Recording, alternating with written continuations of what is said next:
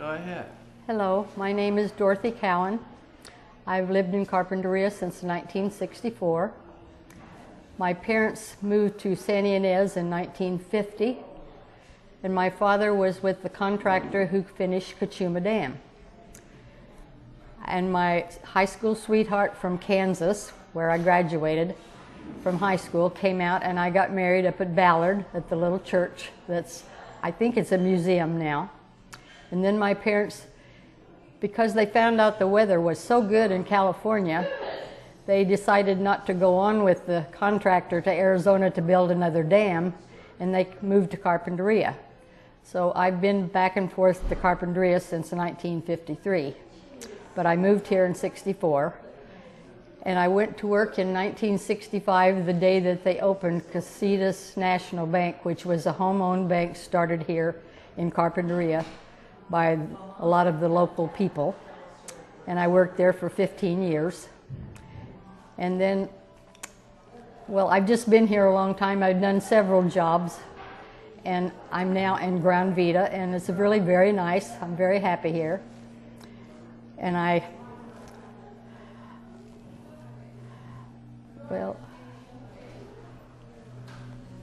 my children all live here, and I have a son and a daughter, and two granddaughters and 5 great-grandchildren, and they all live here locally and have homes, so I get to see them all the time. So really, I'm a pretty happy camper, and I don't want to go anywhere. I love Carpinteria. Go ahead. So we were married July 2nd, 2005 in Carpinteria. Got married at a very, very special place. Where was that, honey? Where I grew up. That's right. We were married in the house that you grew up in, and it was really amazing because, well, Janina came in on a tractor. That's right, she came in on a tractor. She was sitting on the bucket, and then Gary, her father, drove the tractor up and lowered the bucket, and she walked in from there, and it was really, really special. Do I see that, honey? I think you got it. All right. Anything you want to say? What's your name and how old are you? My name is Camden, I'm 4. My name is Z and I'm 6. My name is Ryan, I'm 8. And I'm Peter. I don't want to say my age. Well, my name is Lawrence Baylard. I was named for both of my grandfathers. One spelled it Lawrence, the other Laurence. But the story that I want to tell about is one of the disasters that hit Carpinteria many, many years ago. This is actually one of my first memories that I have growing up. I was born in 1921 on October 12th, and I want to tell what I remember about the 1925 earthquake, which occurred when I was a little bit less than 4 years old. We were living on the ranch in a one-bedroom board and bat house that had a sleeping porch on one side for, since there were more of us than could stay in the one bedroom. And from what I read, I want to tell about the earthquake that occurred in June of 1925, which made me a little less than 4 years old. It occurred about 6:30 in the morning, from what I read, and I remember my mother and my sister Margaret and myself were asleep in the sleeping porch. Dad had already gotten up and gone to work on another part of the ranch, and the earthquake hit, and Mother grabbed us and we ran outside in our pajamas, and the ground shook, and I remember we stood there, and it was quite cold, and my mother would periodically, when it wasn't moving too much, would start back in the house to get us bathrobes because it was quite cold. And we'd get another aftershake and she'd come running out again. And finally my dad came back to the house from where he had been cultivating beans. And Mother wanted to go into Santa Barbara to see her parents who were living at 213 West Mitchell Terena Street. So we all got in the car and we took off for Santa Barbara. I remember the old highway went around by Salinas Street and then to Haley Street, and then we went up Delavina Street and to where the grandparents lived. We didn't try to go through the main part of the city because it was badly damaged. And we waited there, and Dad, being kind of an inquisitive sort, wanted to go downtown and see what the damage had been. And he went downtown and he didn't come back, and he didn't come back, and we were all worried stiff. And finally he showed up. He'd gone down there and they had put him to work, rescue work, looking for people in the debris. And in State on mostly on State Street, but finally he came home, and there was a lot of talk about what he had seen, and the only damage to the house where my grandparents were living was the top of the chimney had broken off and come down, but it didn't damage the house. And as far as Carpinteria was concerned, the house that we were in was a board and bat, a redwood house, and that single layer walls, and it shook and wiggled around considerable, but our chimney came off too. And that's pretty much the extent of my memory of the Santa Barbara earthquake. I usually, when I tell one of these stories, say part of it's true, but this is my distinct memory and one of the first ones of my life. So I guess that's the end of the story. Why don't you tell them about riding up in the hills and falling off your horse and breaking your arm? I suggest you tell the one about falling off your horse and breaking your arm. Did you tell that story? I could bring it here. Would you care to tell the story about falling off your horse and breaking your arm? No? Okay. Okay, here we are. Mom, Yeah, and this is me, Ineke, yeah. and we have Ellie, and we have Carl on the film. Goed. And Mom is living in GranVida, almost a year now. We arrived in Carpinteria in 1967. We immigrated from the Netherlands. And then about 12 years ago, Mom went to live with Dad in Maravilla in Santa Barbara. And last year she came back to Carpinteria, back to the roots. Yeah. So it's lovely to have you back in Carpinteria, Mom. Yeah. And Mom, what do you like about living here in GranVida? What do you like? Very nice family, and we are all together.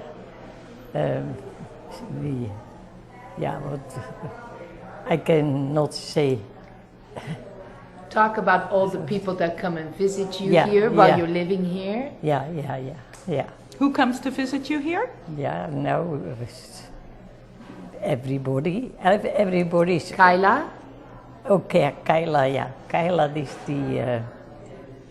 die komt en And her two boys? ja, en Harry, ja. Harry and Michelle. Ja. And Eric brought you flowers for Valentine's Day? Ja, ook. Eric too. Yeah. Ja. And Mario comes and gives massages. Ja. Every week. Ja. Het is hard voor mij te praten. Oh, to talk. Oh, to talk, ja, Carl. So. All right. So then, shall we sing a little Dutch song? Oranje boven, because No. it's Olympische Spelen en ze doen het zo goed. Yeah, in that sense. No, yeah. Leven de koningin. Oh, hier is de koningin. Oranje bomen, leven de koningin. Dat is mam. Oranje bomen, leven de koningin. En dat is Okay, that's... So this is me. I'm speaking with Shirley, and today I've got a photo of my house that I haven't seen for just about almost a year, and it really just made me sad that I don't live there anymore. So anyways, It's a beautiful little house in Ojai with trees, and even though she doesn't live there anymore, it brought back a flood of memories. But the good thing is, there's endless possibilities to getting another house just like that, and who knows what the future holds for Tia. I still have my house, She but still has her house, but she misses it. yeah. So yeah. Anyhow, that's part of my life. Downhill. We're looking forward to a fabulous 2018, and only the best life has to offer. Thank you. Okay, one of the stories I remember the best is when I was doing foster care and I had our little Nat, and we were trying to decide if we were going to keep her or not. And Mom said, "Well, if you don't get rid of her soon, you don't get a choice because she's fallen in love with her." And that's what I remember a lot about my mom and dad, is they both loved all of my foster kids that I had. One of the sad things I remember is losing my sister, passing away at 32, and how hard that was. But as general, our life was very happy and well. And a story that I remember that's very appropriate now is that both Joanne and I worked the '84 Olympics. We were both measurers of the Star Class sailboats. And we still have all their clothes and buttons and everything they got while they were there. I married my husband in Peru, South America, and we went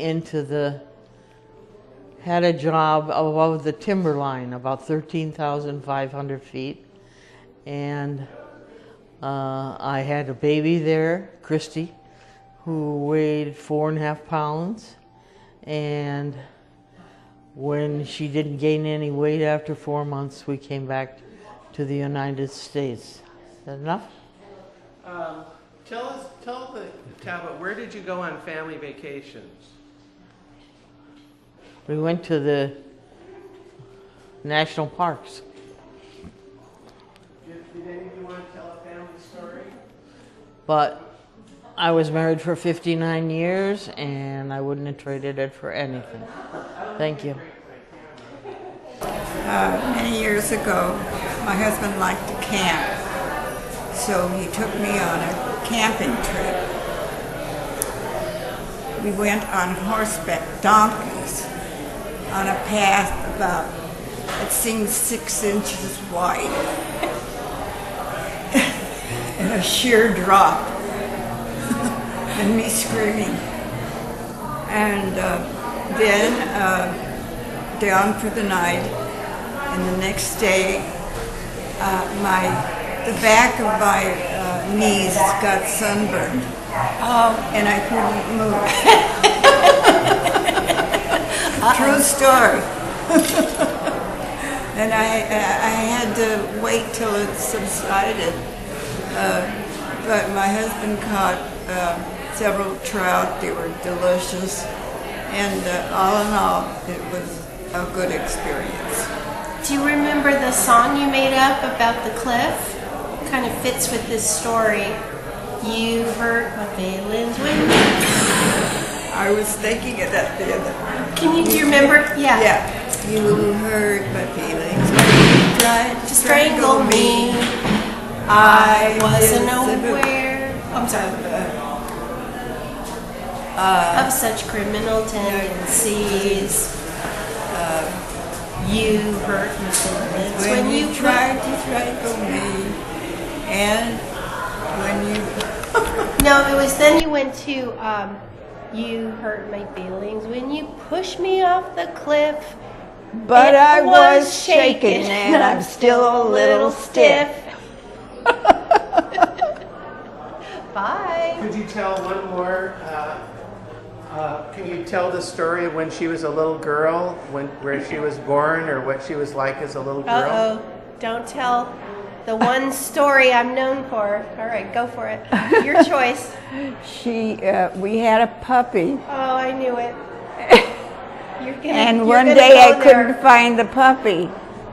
So she came out. Wait, how old was I? I don't know, 3, Let's 4. make me 3. Yeah. Okay, 3. And she said, Wiggles is not in the freezer. Muffin. Muffin, sorry. Muffin is not in the freezer. You felt that Felt she a had little to bad. say something. And that's all our stories. And that's our stories for tonight. Bye. All right, we're good. Because we're talking about family stories and we are having dinner tonight, I'm going to share a food story. So when we'd go on trips or come down from the mountains or whatever, or San Francisco, or we'd come down from, I don't know, San Francisco and Stanford. My family went to Stanford. My parents went to Stanford, so we'd be coming down and stop in San Jose and get down to Morro Bay and San Luis Obispo, and we'd be getting hungry, and we'd say, well, it takes too long to get, let's stop and eat. And there's Anderson split pea soup. There's Happy and Pee-wee. Remember that? Those big fat guys on the sign. And let's go to Buellton. Oh, split pea. What else can we get? Oh, those good Danish things. So we just get to Buellton, and good. Let's pull in, Dad. And he'd just stay right on the freeway and go right on. And he'd say, let's just have yummy soup at home. That's always so nice. Let's just have yummy soup at home. My dad, being frugal and Scotch-Irish, he didn't want to spend the $7 to take however many there were of us out to dinner. So we always kid about that, yummy soup at home. And the other story is, I don't know why we did this, but we lived down the valley, we'd all go to sleep, and our mom would come in and say, good night, and we'd say, 2 apples, two apples, please, which meant she'd cut the apple into 8ths or whatever, and so we'd get 2/8 of an apple, and that was really a treat to be in your room, be in bed, having your teeth already brushed, and sit at home and eat 2 apples, which weren't really 2 apples. 2 apples and there was another treat I can't remember. Anyway, those are my family food memories. Thank you. Well, I'll tell a family story. It relates to my father's uncle, Uncle Harry. He had a German accent. He was an attorney and a very fiery guy. And he'd get into trouble in the court a lot when he'd get too worked up. And one time he was so worked up in court that Harry, he was held in contempt by the judge, and he was locked up, and he was given one phone call. So he called his wife Nettie, and so he had a heavy German accent, and he said, Nettie, call all the names. So she said, call all the names? Okay. So she called all the names she could think of to let him know that Harry was in jail. But what Harry was actually saying was, call Alden Ames, which was the name of his attorney, to get him out of jail. But that's how all their friends found out about Harry was in jail, held for contempt of court. Larry wanted another story to go with the one about the earthquake. That same year, I went to, no, it was the year after that, I went to Santa Cruz Island camping with my family for the first time. And I remember we got up very, very early. It was still dark, and we drove into the wharf in Santa Barbara, and we waited there. And I remember we went down some steep steps down to a landing, kind of a stage that went up and down with the tide, and we got on board the Seawolf. That was Ira Eaton's boat. It was about 50 feet long, a motor boat, and I remember it had a little cuddy cabin forward, and my dad told my mother to keep me and my sister right behind this little cuddy cabin because it would probably get cold on the trip across the channel, and it might even get some spray. So we sat down right back of this cuddy cabin, and I suspect I'm the only one still alive who ever rode on the Seawolf over to Santa Cruz Island. Anyway, we got over there, and he dropped the hook, and we loaded all of our gear into rowboats and went ashore. It was at Dick's Harbor. They call it Platte Harbor, but the fishermen and all used to call it Dick's Harbor. And we went in and piled the stuff up on the beach, but where we camped was up the canyon where there were some oak trees, and I remember everybody was carrying things, and I wanted to carry something up to the campground, so they gave me an axe. And it was too big, I couldn't carry it, but I dragged it all the way up to the campground. And we slept on the ground with canvas and some blankets. It was before the days of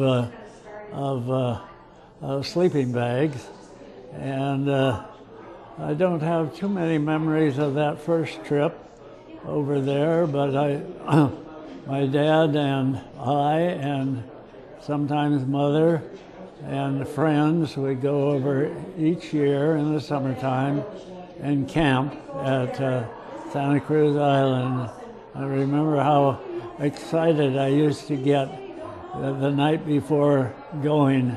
I couldn't sleep all night long. I was so excited about getting to go to Santa Cruz Island. So that's about all I remember from that first trip over. But it was the first of many, many happy trips over there. Okay. That's all.